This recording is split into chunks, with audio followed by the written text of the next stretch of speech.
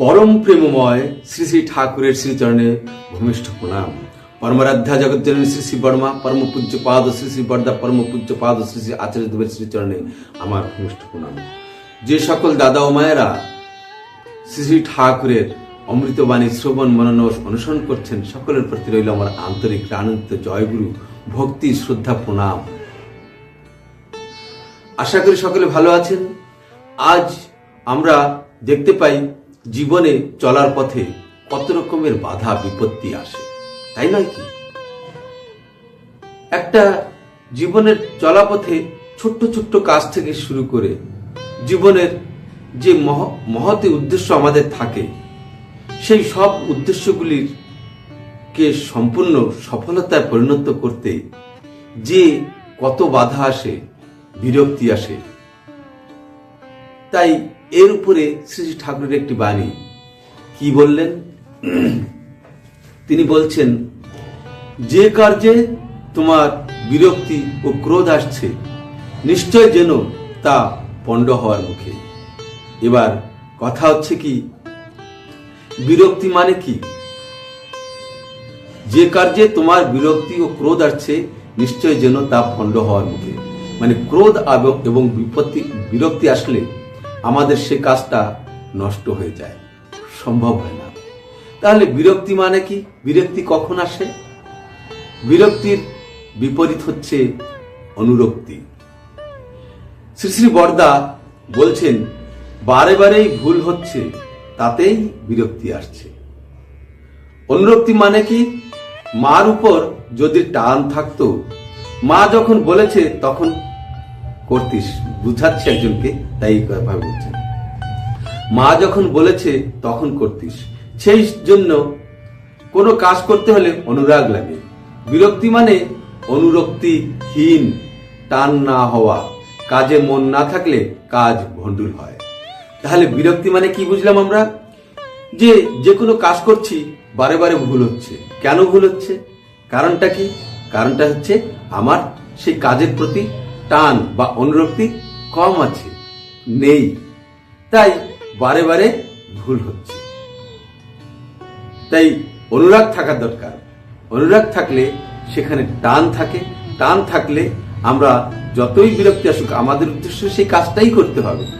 সে বিরক্তির দিকে, বাধা বিপত্তির দিকে ধ্যান যায় না, কিভাবে করতে পারবো সেদিকে ধ্যান যায়। তাই বিরক্তির বিপরীত হচ্ছে অনুরক্তিহীন। অনুরক্ত হতে হবে, অনুরাগ থাকতে হবে। এর পরে শ্রী শ্রী ঠাকুর বলছেন, কার্য সাধনের সময় তা হতে যে বিপদ আসবে তার জন্য রাজি থাকো, বিরক্ত বা অধীর হয়ে না, সফলতা তোমার দাসী হবে। তাহলে এখানে কি বলতে চাইছেন? যে বিরক্ত হয়েও না, অধীর হয়েও না। আর এই বিরক্ত হলে, ক্রোধ আসছে যখনই, তখন কি হয়? এইগুলি আমাদের বাধা বিপত্তি হয়ে যায়। আর কার্য সাধনের সময় এই ধরনের বাধা বিপত্তি আসবেই, আর সেই বাধা বিপত্তির জন্য রাজি থাকতে হবে। বিরক্ত বা অধীর হলে চলবে না। আর যখন বিরক্ত না হব, তখন সফলতা আসবেই। তাই শ্রী শ্রী বর্দা বলছেন যে কার্য সাধন মানে কি? কার্য সাধন মানে কার্যটিকে সম্পূর্ণ করা। শ্রী শ্রী বর্দা বলছেন, ধরো মাস্টারমশাই পড়া দিয়েছেন, পড়ছি, এমন সময় কোনো বন্ধু এসে ডাকলো, অথবা পড়ার সময় আলো নিভে গেল, হয়তো মশা কামড়াচ্ছে, এই সব বিপদ আসতে পারে। তখন উঠে পড়লে কি পড়া মুখস্থ হবে? কার্য সাধন যাতে হয়, কার্য সাধন মানে এখানে পড়াটা মুখস্থ করা হচ্ছে কার্য। কার্য সাধন যাতে হয়, পড়া যাতে সম্পূর্ণ হয়, তা দেখতে হবে। আর তা করতে ওই রকম বিপদ আসতে পারে, তাতে অবিচল থাকতে হবে। নড়চড় হলে চলবে না, ছেড়ে দিলে চলবে না, অবিচল থাকতে হবে। স্কুলে গিয়ে পড়া ঠিক মতো দিলে মাস্টার মশাই খুশি হলেন, তবেই সফলতা তোমার দাসী হলো। তাহলে যখন এই মশা কামড়ানো, বন্ধু ডাক, আলো নিভে যাওয়া, এইসব বিপদে আমি অবিচল থাকলাম, বিরক্ত হলাম না, এইগুলি আমি কিভাবে এই বাধা বিপত্তি আসা সত্ত্বেও আমি কি করলে পড়াটা পড়তে পারবো, পড়া ছেড়ে না গিয়ে আমি পড়াটা কমপ্লিট করতে পারবো, সেইভাবে ব্যবস্থা করতে হবে, ভাবতে হবে, করতে হবে। তখন কি হবে, মাস্টারমশাই খুশি হলেন এবং আমি সফল হলাম, সফলতা আমার দাসী হলো। তাই শ্রী ঠাকুর আবার বলছেন, চেষ্টা করো, দুঃখ করো না, কাতর হয়েও না, সফলতা আসবেই। এবার এই যে রকমের উদাহরণগুলি পরম পূজ্যপাদ শ্রী শ্রী বড়দাদ দিলেন, এই ধরনের উদাহরণ কিন্তু আমাদের জীবনে প্রত্যেকের আছে। আমার একটি উদাহরণ আমি বলতে চাইছি। একবার আমার শ্বশুরবাড়ি হচ্ছে মহারাষ্ট্রে স্ত্রীকে আনতে যেতে হবে। তারা ঠাকুর বাড়িতে গিয়েছিলেন, এসে ওখানে বাপের বাড়িতে রয়েছে। আমার বাড়ি উড়িষ্যাতে। এখান থেকে একটা 400 কিলোমিটার প্রায় দূর। রাস্তায় অনেক ঝুঁকি। কি ঝুঁকি? নক্সালাইট, বন্য জন্তু, রাস্তায় অনেক জায়গায় নদী পার হতে হয়। নদী এরকম বালির চর, আবার জল, এইভাবে যেতে হয়। বড় বড় নদী, কোথাও কোথাও ভঙ্গুর রাস্তা, গাছ পড়ে থাকে, এরকম ধরনের বিরাট জঙ্গল, অচেনা রাস্তা। আবার গায়ে মানুষের কোনো ঠিক ঠিকানা থাকে না। একটা গ্রাম ছাড়লে আর একটা গ্রাম আসতে 35-40 কিলোমিটার দূর। কোথাও কোনো মানুষের চিহ্ন পাওয়া যায় না, একমাত্র পথিক ছাড়া। আর এই পথে যাবার জন্য আমি নিষ্পত্তি নিলাম, সেদিন সকালে একটা সৎসঙ্গ ছিল, দিনের বেলা একটা সৎসঙ্গের সম্বন্ধীয় মিটিং ছিল, সেইখানে যেতে হলো। সেখান থেকে বেরিয়ে আসতে আসতে আমার অনেকটা সময় কেটে গেল, প্রায় 3টে বেজে গেল।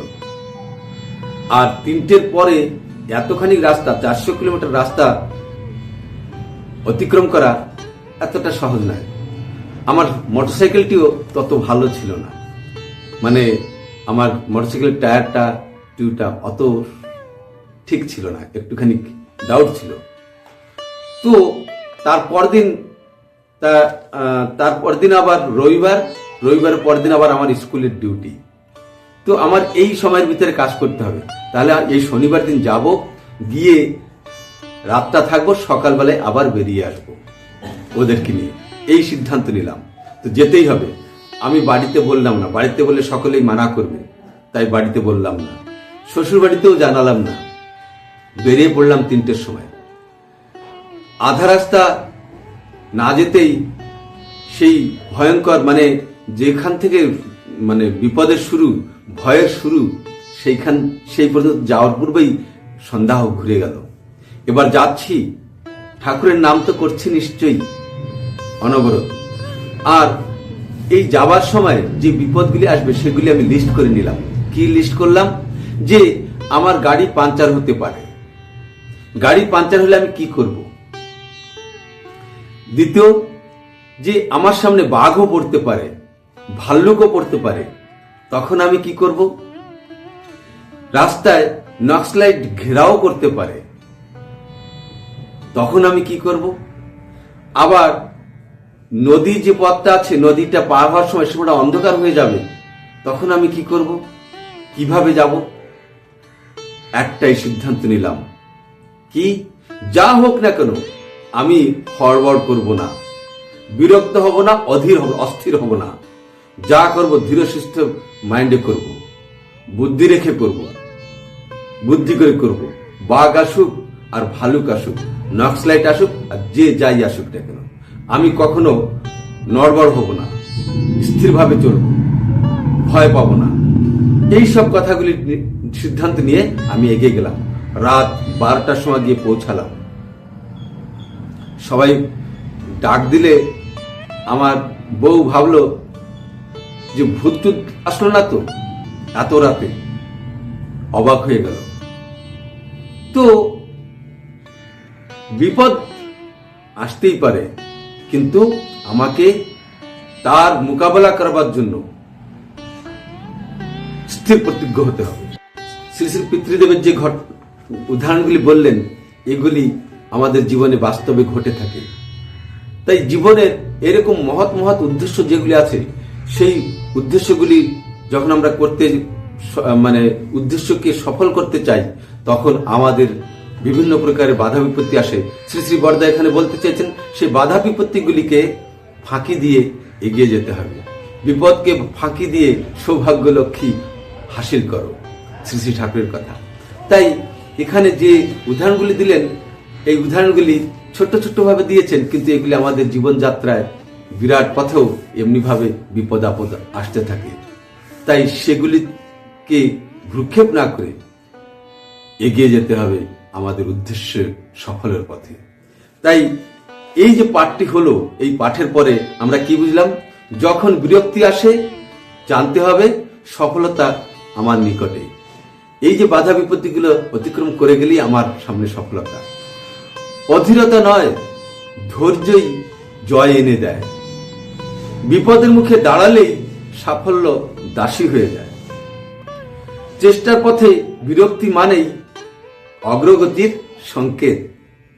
আমি এগিয়ে যাচ্ছি তারই তো সংকেত। আর কি? দুঃখ নয়, ধৈর্য ধরো, সফলতা আসবেই। যে কাজ কষ্ট দেয় সেই কাজেই গড়ে ভবিষ্যৎ। বিরক্তিকে জয় করো, সাফল্য তোমাকে খুঁজবে।